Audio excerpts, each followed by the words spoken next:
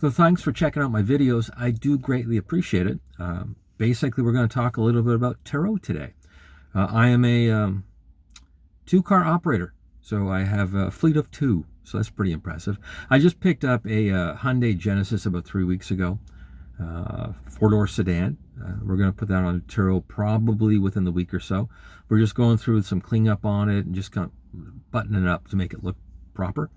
I've been running an Outlander, which is a Mitsubishi product, for a little over a year. That was my first car on Turo. And it was brought up in one of my live sessions. So I do live sessions once a week about Turo. We talk a little bit about OMVEC. We talk a little bit about commercial insurance. We talk a little bit about financing. We also get into some topics related to Turo, like car repair and servicing intervals, that type of thing. And also insurance claims. So we talk a little bit about that. So it's kind of an all-encompassing little support area for Turo, where we just kind of bounce things back and forth. So if you're a Turo operator or you're thinking of getting into it, check out some of my live sessions. They're on my channel, or check out some of my videos. I'd greatly appreciate it. If you want to support it, right now I'm at about 400 subscribers, which I think is pretty impressive considering that we're in Southern Ontario. And it's not really a huge, giant market when it comes to peer-to-peer car rentals, let alone in a small town. And I'm in Atwood, Ontario, just kind of close to Listowel. So I'm about a stone's throw away from Kitchener-Waterloo region. So it kind of gives you an idea. So very small market, very niche as far as that's concerned. So the question was brought up, is Turo worthwhile in 2025? And the way I like to look at it is apples and oranges. It depends on the approach you're taking. So the way I look at it from my standpoint is I work a full-time job. I can't take time out to go run a full-time business. I just don't have that. Don't have the energy. With Turo, I can kind of tailor my schedule and my output, what I want to put into it on my own terms. So that's why I like Turo. Now, the other one, if I were going to start up a small business, like if we're going to go out and actually do something, I would have to come up with inventory, so that's money out of pocket. I'm going to have to get a commercial space, so that's a hassle. I'm going to have to get a commercial form of liability insurance. So again, that's additional expenses. I'm probably looking at a bookkeeper, accountant of some sort, software to do that. I'm probably looking at a point of purchase machine. I'm probably have to get into a Squarespace ad and a whole, it's a slippery slope on just doing something really small as far as that's concerned, let alone licensing or municipality needs, things along that line. Whereas with Turo, I can kind of say, well, I have a pre-existing asset. It's a car. It doesn't pay me anything now. If anything, I'm losing money on it regardless. It just depreciates. By putting it on Turo, I turn that losing option into a small win. And you'll see on the internet where everybody says, oh my God, you're going to make a fortune on Turo. And it's either one way or the other, right? You kind of go, well, no, that's not the case. You're about $500 to maybe $1,200 a month on a Turo car. So at least in my general market. And does that make that profitable? Yeah, it does. It's a good return.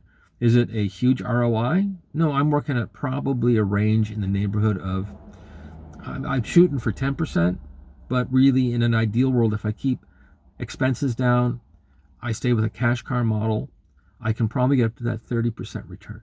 So that's my goal as far as that's concerned. If I do that at the end of the year, after I've kind of reconditioned the car, taking care of dings and scratches and stuff like that, and I walk away with 30%, I'm pretty happy with that. And if you're not familiar with small businesses and kind of how traditional business models work, that's not a bad return considering that you don't have all that overhead and headache to deal with. Like that's really what you're looking at. Now, in an ideal world, like I'm trying to get up to 4 cars because that's kind of the cap. That's kind of that sweet spot where you kind of go, okay, there's enough volume there where I can get a deal at a garage. I can get a deal on insurance. I can get a deal on, and the deal would come on that 3rd car, right? Like that's really where it kind of plays in. Right now, I'm basically paying personal insurance, and then Turo covers it when it's out with a client. So really, once you get to that 4th car, you can kind of say, okay, now I can sort of play around with that policy a little bit. I can play around with expenses as it associates with the cost of a shop rate. I can play around with things like just volume purchases, things along that line, to bring that ROI down. So maybe I'm at 35% return on each car, subject to what I paid for them. Like, that's really what it boils down to. If you're curious about Turo and you're thinking of getting into it, it's not a bad idea to visit Turo. Go onto the website, have a look at some of the cars, and look at the folks. Like, go to that little icon where they get a little picture of the, hi, how you doing? I'm your Turo host. Click on that little fellow or that little gal and have a little look on who's on there. It's not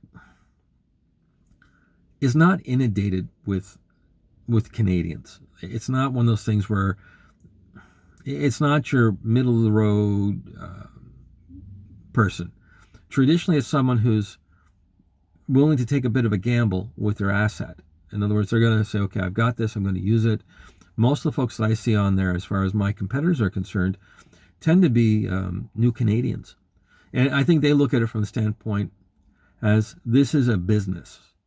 This is an opportunity to grow into something else, or to acquire the skills or the tools to be able to move into another direction. And it offsets some of the expenses, right? Whereas you're looking at someone who's been in Canada for maybe second or third generation, and I get this from my family. It's one of those things they kind of go, oh, are you having a rough time?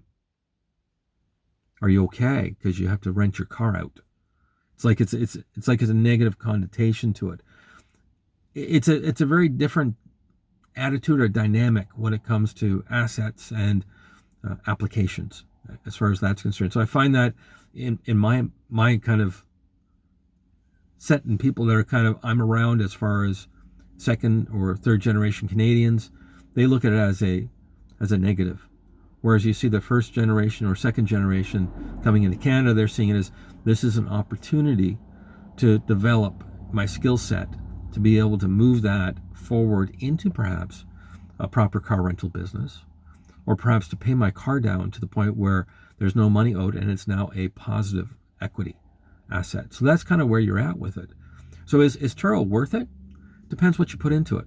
Depends what you're expecting to get from it. I personally, I've put a second car on. So I'm finding it to be reasonable as far as that's concerned. But my outlook's a little different. So again, that's something where you need to sit down and say to yourself, what are my intentions? What level of risk am I prepared to take? Are you in a cash car model, which is kind of what I'm in? Or are you in a high-end exotic because you have a high-end exotic in the garage and you're thinking to yourself, I can offset the insurance cost. Maybe I can make a bit of a profit. Or are you someone that's going, you know what? I'm paying a fortune for insurance because I'm just landed. I want a decent car. I got to be able to offset it some way. This is the way that my community does it.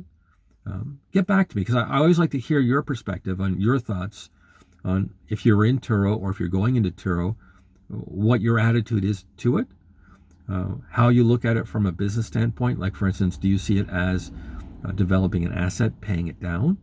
Do you see it as a potential for growth? In other words, I'm shooting for that fourth car. That's my goal. And with that, at that point, if I'm getting $500 a car kind of as a profit, it's subjective in that regards. Maybe it's more, maybe it's less. Well, that represents to me an additional $2,000 a month, which realistically is very good for me in kind of where I'm at. That's a decent return on that type of investment as cash cars. Now, I'm saying that's my base. So in other words, I'm hoping to make more, ideally in a perfect world, but it's one of those things where you look and kind of go, small market, you have to think small. So it's one of those things, realistic expectations. But again, it would be great if you're out there in Turo land and you're in Southern Ontario, or maybe you're in like a small town in Michigan, because I get a lot of US questions. What is your key to staying busy? Like, I've just started doing the outside marketing. So I've started handing out cards, and I'm starting to do the, knock on doors at shops and say, hey, you know what, if you got staff that need cars, or if you need a vehicle at the body shop and all your cars are gone, these are available. I'm just starting to get into that type of little run as far as that's concerned. How have you derived business if you are in Turo? I'd like to know that. We'll do a video on that next. So again, check out my live session. Do I think Turo's worth getting into? Very subjective. It's one of those things where it's not a cut and dry yes for everybody. Do I like it? I definitely do. So I'm going to be a little bit positive from that regards. So again, thanks for checking out my videos. I do appreciate it. Have a pleasant and enjoyable day.